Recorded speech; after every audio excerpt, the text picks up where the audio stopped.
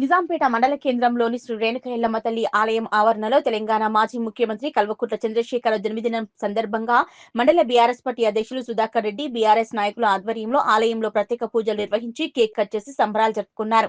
ఈ సందర్భంగా వారు మాట్లాడుతూ తెలంగాణలో కేసీఆర్ ప్రభుత్వం మళ్లీ రావాలని యావత్ తెలంగాణ ప్రజలు కోరుకుంటున్నారని, ఆ రేణుక ఎల్లమ్మ ఆశీస్సులతో అష్టైశ్వర్యాలు ఆయురారోగ్యాలతో ఉండాలని అమ్మవారిని వేడుకున్నామని తెలిపారు.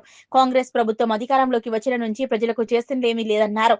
ఇచ్చిన హామీలను నెరవేర్చక ప్రభుత్వం విఫలమైందని, రానున్న రోజుల్లో బీఆర్ఎస్ ప్రభుత్వం అధికారంలోకి రావడం పక్కా అన్నారు.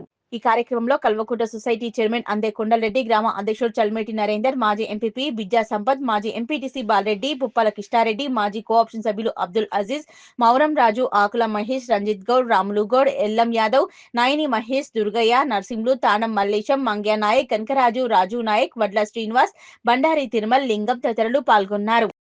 సీఎం మాజీ ముఖ్యమంత్రి కేసీఆర్ గారు ఈరోజు బర్త్డే సందర్భంగా ఇక్కడ ఎల్లమ్మ దగ్గర కేక్ కట్ చేయడం జరిగింది. ఆ ఎల్లమ్మ ఆశీస్సులు కేసీఆర్ పై ఉండాలని, ఎల్లప్పుడూ ఉండాలని, మళ్ళీ కూడా కేసీఆర్ రావాలని ప్రజలు కోరుకుంటున్నారు.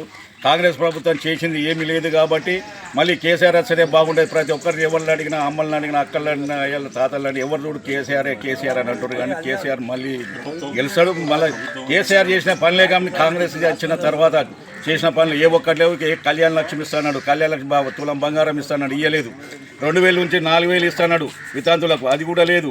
ఇది రైతు బంధు ఇస్తున్నాడు, విలేజ్కి ఒక్కటే ఎన్నుకున్నాడు, ఆ ఒక్క విలేజ్కి ఇచ్చి తతిమ విలేజ్కి ఇవ్వలేదు. అలాగే రైతు బీమా కూడా ఇవ్వలేదు. రైతు బీమా కూడా అమౌంట్ కట్ల ఇప్పటికి కూడా ఏదో కట్టినట్టు డ్రామాలు చేస్తున్నారు, ఏది లేదు. మళ్ళీ కూడా కేసీఆర్ రావాలని కోరుకుంటున్నారు.